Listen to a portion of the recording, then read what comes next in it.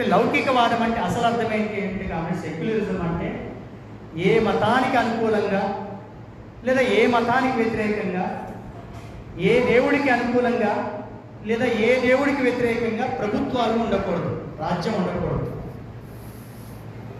ఇది లౌకిక తత్వం, లౌకికవాదం అంటే నిజమైన అర్థం. అంటే రాష్ట్ర ప్రభుత్వమైనా కేంద్ర ప్రభుత్వమైనా రాజకీయ పార్టీలైనా ఏ మతాన్ని ప్రోత్సహించకూడదు, ఏ మతాన్ని వ్యతిరేకించకూడదు, ఏ దేవుడికి అనుకూలంగా ఉండకూడదు, ప్రచారం చేయకూడదు, అట్లానే ఏ దేవుడికి వ్యతిరేకంగా కూడా ప్రచారం చేయకూడదు. ఇందాక నేను చెప్పాను కదా, భారతదేశంలో పౌరులకి మాత్రమే మత స్వేచ్ఛ ఉంది, రాజ్యానికి ప్రభుత్వానికి మత స్వేచ్ఛ లేదని చెప్పాను కదా. ఇది లౌకిక తత్వం అంటే. సరే, ఆ లౌకిక తత్వం ఇప్పుడు అమలు చేయబడుతుందా భారతదేశం అంటే లేదు.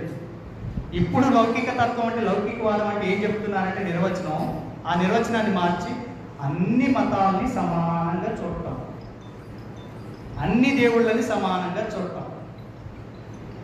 అంటే రాష్ట్ర ప్రభుత్వమైనా కేంద్ర ప్రభుత్వమైనా రాజకీయ పార్టీలైనా ఏం చేయాలంట, అన్ని మతాలని సమానంగా చూడాలి. అంటే గుడికి డబ్బులు ఇవ్వాలి, చర్చికి డబ్బులు ఇవ్వాలి, మసీదులకు డబ్బులు ఇవ్వాలి, అన్ని మతాలను సమానంగా చూడాలి. ఇది లౌకికవాదం. మనం ఏమంటున్నామంటే, సరే అసలైన లౌకికవాదం పక్కకు పోయింది, పోనీయండి, సరే ఆ పరిస్థితి లేదు, కనీసం ఈ లౌకికవాదమైన అమలు చేయమని చెప్తున్నామా కమ్యూనిస్టులు? ఏమంటున్నాం?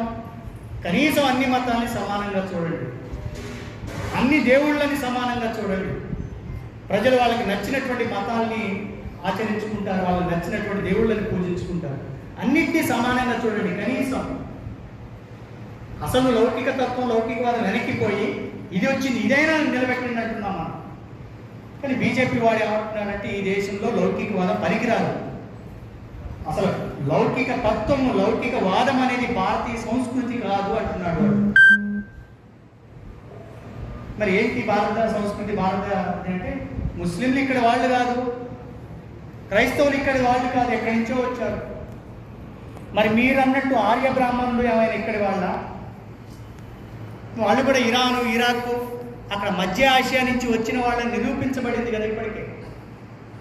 అట్లా వెనక్కి వెళ్తే, వేల లక్షల సంవత్సరాలు వెనక్కి వెళ్తే, ఈ భూమి మీద ఉన్నటువంటి మనిషి ఎవ్వడు కూడా ఏ ప్రాంతానికి చెందినవాడు కాదు. తినడం కోసం, బతకడం కోసం, కడుపు నింపుకోవడం కోసం ఒక చోట పుట్టాడు, ఎక్కడికో ఇంకొక చోటుకి వెళ్ళాడు. ఈ భూమి మీద పుట్టినటువంటి మనిషి ఈ భూమి నాది, ఈ నేల నాది, ఈ దేశం నాది అని చెప్పుకోవడానికి లేదని. అన్సైంటిఫిక్, అశాస్త్రీయం అది. సరే, ఇప్పుడు ఏదో ప్రపంచం మీద, భూమి మీద గీతలు గీసి, ఈ గీత అంతా ఈ పరిధిలో ఇదొక దేశం, ఇదొక దేశం అని దేశ భావం, జాతీయ భావం వచ్చింది కాబట్టి ఇప్పుడు దేశాలు అంటున్నాం. కానీ నువ్వు చెప్పినటువంటి నీ సిద్ధాంతం, నువ్వు ఎక్కడి నుంచి వచ్చావు? ఆర్య బ్రాహ్మణులంతా కూడా, ఆర్ఎస్ఎస్ సిద్ధాంతకర్తలందరూ కూడా వాళ్ళ పూర్వీకులందరూ ఎక్కడి వాళ్ళు?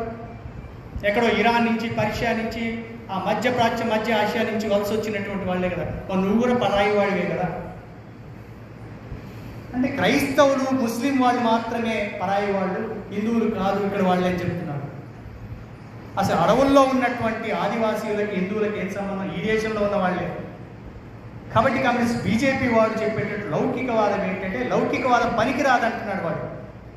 భారత రాజ్యాంగమేమో, ఈ రాజ్యాంగం, ఈ దేశం ఎట్లా ఉండాలి అంటే లౌకికవాదంతో, సామ్యవాదంతో ఉండాలి. అంటే మతాలకి, కులాలకి అతీతంగా మనుషులందరూ కూడా సమానంగా ఉండేటటువంటి ప్రయత్నం చేయాలని భారత రాజ్యాంగం చెప్తుంది. అట్లాగే అన్ని కులాలు, అన్ని మతాలు ఉన్నతులు సమానంగా చూసేటటువంటి రాజకీయ వ్యవస్థ ఉండాలని భారత రాజ్యాంగం చెప్తుంది. కానీ అది ఉండకూడదు అనేటటువంటి ప్రయత్నం వాడు చేస్తున్నాడు. ఈ దేశానికి లౌకికవాదం పనికిరాదు, భారతీయ సంస్కృతి కాదు అనేటటువంటి దుర్మార్గ ప్రచారం వల్ల వాడు చేస్తున్నాడు. ఇది కూడా మనం గమనంలో ఉంచుకోవాలి. ఇంకొక ముఖ్యమైనటువంటి విషయం, ఒకటి రెండు విషయాలు చెప్పి మీరు నాకు కేటాయించినటువంటి అంశాలు